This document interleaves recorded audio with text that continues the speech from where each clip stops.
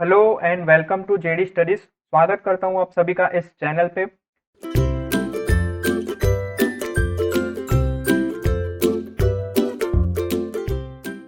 Last lecture में हमने introduction to control problem start किया था, जिसमें हम लोग ने कल कुछ डेफिनेशंस देखी थी। अगर वो वीडियो किसी ने नहीं देखा तो प्लीज जाके पहले वो वीडियो देख लीजिएगा। मैं उसकी लिंक आपको आई बटन में प्रोवाइड करवा दूंगा। कल हमने देखा था कि जो कंट्रोल सिस्टम होता है उसमें आपका इनपुट होना चाहिए, आउटपुट भी होना चाहिए और सब सिस्टम की अरेंजमेंट कुछ ऐसी होनी चाहिए ताकि हमें इनपुट और आउटपुट दोनों मिल सके। तो आज हम लोग एक एग्जांपल लेते हैं, जैसे एग्जांपल लेते हैं हम लिफ्ट का, एलिवेटर का। तो जब हम लोग, क्या होता है कि जब एलिवेटर के अंदर जाते हैं और हम लोग जैसे मान लेते हैं कि हमने बटन दबाया कि हमें 7th फ्लोर पे जाना है, तो क्या होता है, जब आप बटन प्रेस कर रहे होते हैं तो बटन प्रेस करना आपके लिए क्या है, एक इनपुट है। मीन्स एलिवेटर के लिए वो क्या है, एक इनपुट है। और एलिवेटर क्या होगा, इनपुट देने के बाद उसके अंदर कुछ सब सिस्टम्स होगी जो आपका इनपुट रिसीव करेगी, और जो आपकी मोटर है वो आपकी स्टार्ट होगी मूव करना एट ए कांस्टेंट स्पीड। और जो लिफ्ट है वो आपकी नीचे से ऊपर की तरफ जाएगी। और जब आपका, जो आपने बटन दबाया था, जैसे 7 नंबर बटन दबाया था, तो डिजायर्ड फ्लोर आने पे आपका मशीन जो है, मोटर जो है आपकी, वो स्लो हो जाएगी और धीमे धीमे धीमे आपका 7th फ्लोर पे पहुंच जाएगी। ठीक है, तो ये एक क्या है, एक सिंपलेस्ट एक्सप्लेनेशन है किसी भी सिस्टम के लिए कि आपका सिस्टम कैसे वर्क करता है। जैसे आपके ये जो केस दिखा आपने एलिवेटर का, तो आपका बटन प्रेस करते हैं वो आपका इनपुट है और मोटर मूव होती है आपका, वो आपका आउटपुट है। ठीक है, देखिए मैं जैसे ही आपने यहाँ पे एग्जांपल लिया एलिवेटर का, तो इनपुट में आपका क्या दिया, बटन प्रेस, बटन को आपने प्रेस किया, देन कुछ सिस्टम में आपका कुछ सिग्नल गया, ये आपका सिस्टम है। देन आपको आउटपुट में क्या मिला कि आपकी जो लिफ्ट है, या आपकी आपकी जो एलिवेटर है, या फिर जो मोटर है, वो क्या हुई, starts to run, starts to run. Okay, तो हमारे कंट्रोल सिस्टम में हमारे पास कंट्रोल के लिए दो कॉन्फ़िगरेशन है। कौन कौन सी दो कॉन्फ़िगरेशन है, मतलब ये जो आपकी कॉन्फ़िगरेशन है वो आपके सब सिस्टम से इनपुट और आउटपुट किस तरीके से कनेक्टेड है उसके बिहाफ पे करी जाती है। जैसे कि सबसे पहली कॉन्फ़िगरेशन आपकी होगी टू कॉन्फ़िगरेशन।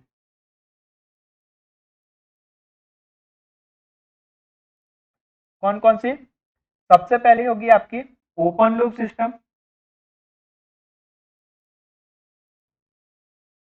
देन दूसरी होगी आपकी क्लोज लूप सिस्टम।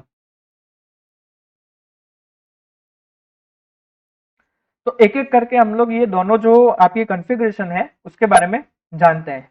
तो सबसे पहले हम लोग देखेंगे ओपन लूप सिस्टम के बारे में। सबसे पहला टाइटल मैं मार देता हूं यहाँ पे, open loop system. Open loop system मतलब क्या, ओपन लूप सिस्टम का मतलब यहाँ पे है कि जो आपका आउटपुट है, सिस्टम में से जो आपका आउटपुट निकल रहा है वो आपका ऑटोमेटिकली करेक्ट नहीं होगा। मीन्स आउटपुट में आपका जो चेंजेस नहीं होंगे किसी भी तरीके से अपने आप। ठीक है, ये आपकी एक डेफिनेशन है किस चीज की, ओपन लूप सिस्टम की। और अगर हम लोग और भी डेफिनेशन देना चाहें तो क्या डेफिनेशन दे सकते हैं ओपन लूप की, a system in which the control action is totally independent of the output of the system is called open loop system. क्या डेफिनेशन दे सकते हैं, a system in which the control action is totally independent, totally independent of the output of the system is called, क्या हो गया, is called open loop system.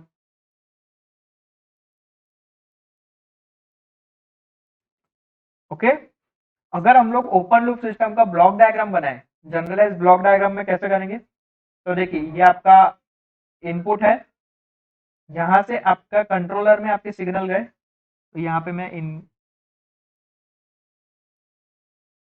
Input signal,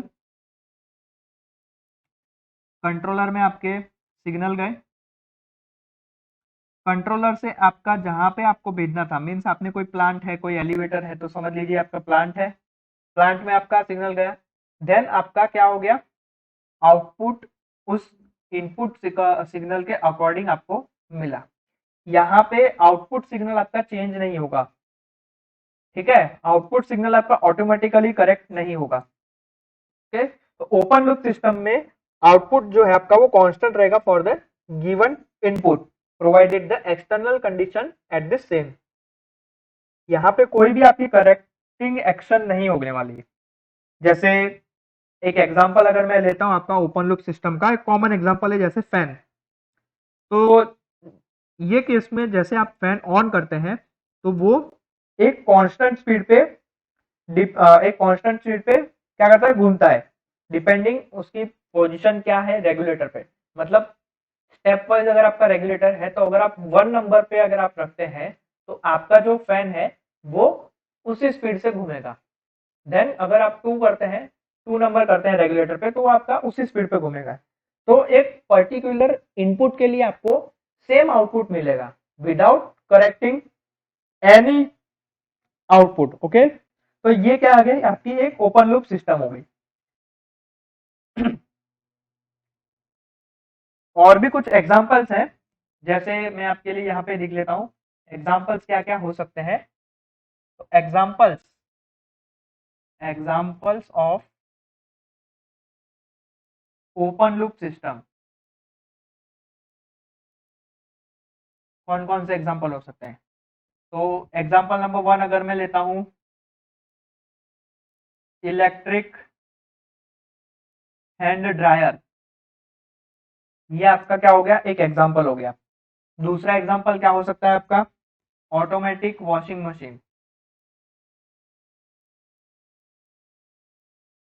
machine. तीसरा example क्या हो सकता है आपका, ब्रेड टोस्टर। चौथा एग्जांपल आपका क्या हो सकता है, automatic coffee and milk maker, automatic coffee maker.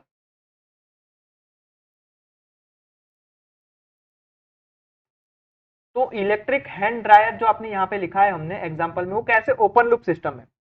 तो इलेक्ट्रिक हैंड ड्रायर जो होता है वो आपका क्या करता है, हॉट एयर को आपका फेंकता है, मतलब गर्म एयर आपको बाहर फेंकता है। तो यहाँ पे इनपुट इनपुट क्या होगा आपका, इनपुट आपका होगा वेट हैंड, मतलब किसी ड्रायर के सामने अगर आप गीला हाथ रखते हैं या फिर गीले बाल रखते हैं, ठीक है, तो यहाँ पे इनपुट क्या होगा आपका, गीले बाल या फिर गीला हाथ, ठीक है, और आउटपुट क्या आपका, ड्राइड हैंड। मतलब सिस्टम चलने के बाद हैंड ड्रायर आपका वर्क करने के बाद आपके हैंड या फिर जो बाल हैं वो आपके ड्राई हो जाते हैं। तो आउटपुट में आपको क्या मिला, ड्राइड हैंड या फिर ड्राइड बाल। तो यहाँ पे प्रोसेस जो है, मींस जो कंट्रोलर ऑफ प्लांट या फिर आप जैसे मैंने आपको फैन का एग्जांपल दिया था, रेगुलेटर ऑफ फैन का, तो यहाँ पे जो प्रोसेस जनरेट हो रही है वो आपका क्या है, प्रोसेस आपकी हॉट एयर जनरेट होना, ये आपकी प्रोसेस है, ठीक है। तो इनपुट में आपने क्या दिया, इनपुट में आपने आपका ड्राइड हैंड, वेट हैंड या फिर वेट बाल दिए, ठीक है, उसके अकॉर्डिंग आपको गर्म हवा फेंकने के बाद यानी प्रोसेस होने के बाद आपको आउटपुट में क्या मिला, ड्राइड हैंड या फिर ड्राइड बाल। तो ड्राइड हैंड या फिर ड्राइड बाल, एक ही सिस्टम आपको, मतलब एक ही आउटपुट आपको मिल रहा है अकॉर्डिंग टू इट्स इनपुट, आपका आउटपुट कुछ भी चेंज नहीं हो रहा है। तो वो क्या है आपका एक तरीके से ओपन लूप सिस्टम है। अब जैसे मैंने यहाँ पे दूसरा एग्जांपल लिखा है आपका ऑटोमेटिक वॉशिंग मशीन। तो ऑटोमेटिक वॉशिंग मशीन में आउटपुट क्या मिलता है आपको, क्लीन क्लोथ, ठीक है, क्लीन क्लोथ आपको आउटपुट में मिलता है, मतलब जो भी आपके गंदे कपड़े हैं वो आपको क्लीन होके बाहर मिलते हैं, यही आपका आउटपुट है और यही वॉशिंग मशीन का काम है। ठीक है, और इनपुट में आप क्या दे रहे हैं, गंदे कपड़े, सोप दे रहे हैं, वाटर दे रहे हैं, तो ये सब क्या है, उसके इनपुट है। और यहाँ पे आपका जो कंट्रोल एक्शन है वो क्या है आपका, वो है आपका टाइमर देना। ऑटोमेटिक का मतलब टाइमर देना, आप टाइमर दे रहे हैं तब जाके आपको क्या मिल रहा है, उस टाइम में आपके कपड़े आपको वॉश हुए हुए आपको मिलते हैं। ठीक है, तो क्लीन करना क्लोथ को, ये क्या है, एक आपका कंट्रोल एक्शन है ऑटोमेटिक वॉशिंग मशीन का। इनपुट में क्या है आपका, गंदे कपड़े, आउटपुट में क्या है आपका, क्लीन क्लोथ। ठीक है, आउटपुट में ऐसा तो नहीं है कि आपको गंदे ही कपड़े वापस मिल रहे हैं।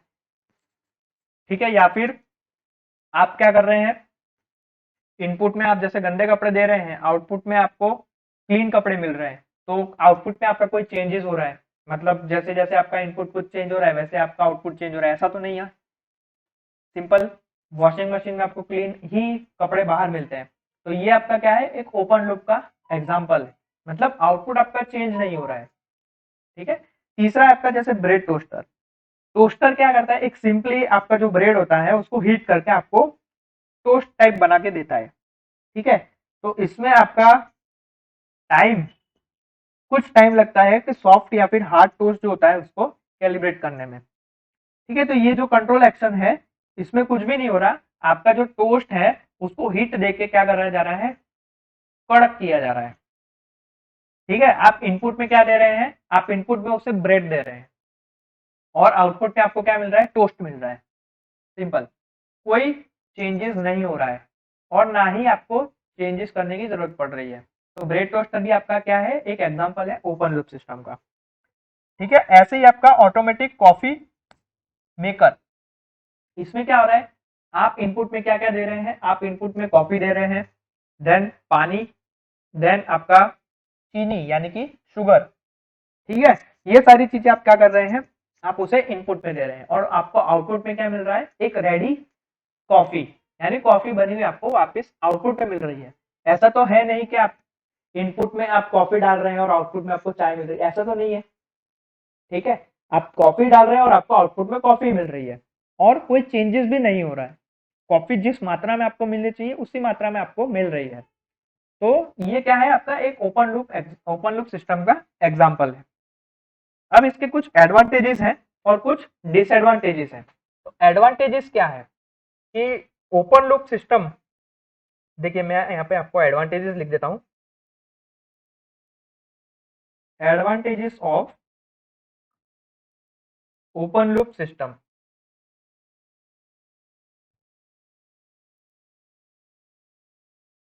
एडवांटेजेस क्या है उसके, सिंपल है कंस्ट्रक्शन में, simple in construction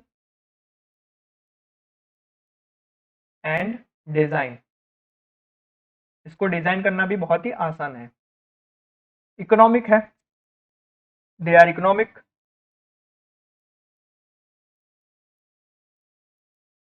then maintenance easy है उसका, तो easy in maintenance,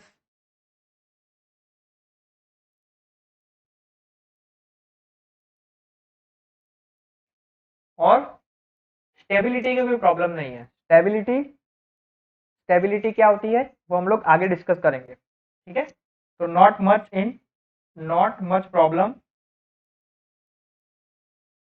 in stability.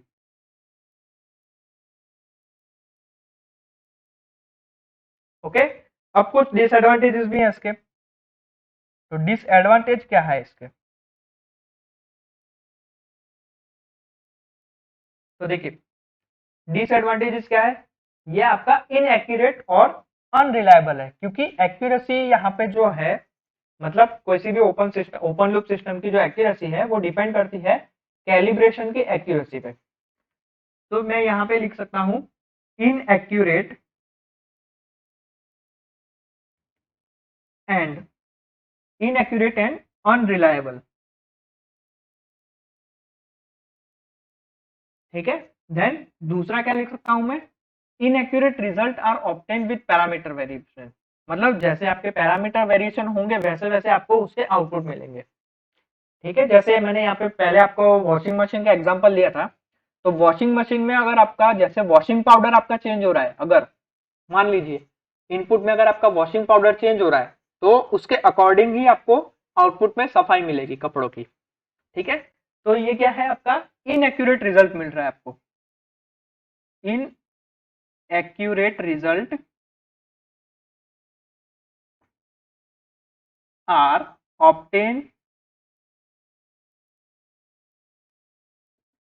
obtained with variation parameter variation।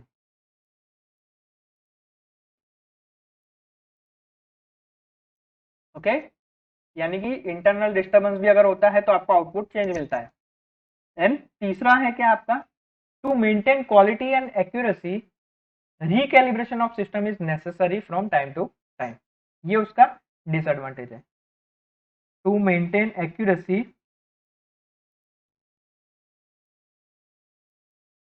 what we do, recalibration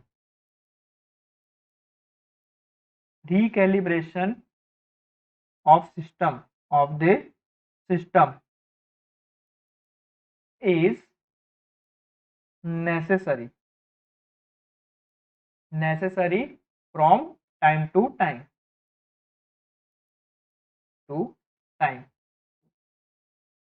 okay. तो ये तो बात हो गई हमारी ओपन लूप सिस्टम की। नेक्स्ट हमारा रहेगा क्लोज लूप सिस्टम, जो हम लोग नेक्स्ट लेक्चर में कवर करेंगे। ओके, तो अगर आप इस चैनल पे नए हैं तो आप इस चैनल को सब्सक्राइब कर दीजिएगा और बेल आइकन पे भी प्रेस कर दीजिएगा। साथ ही साथ में आप इस वीडियो को लाइक कर दीजिएगा और शेयर कर दीजिएगा, ताकि नए से नए लोग इस वीडियो से जुड़ सके और उन्हें भी वो जानकारी मिल सके जो आपको मिल रही है। ओके, मिलते हैं नेक्स्ट लेक्चर में, तब तक के लिए जय हिंद।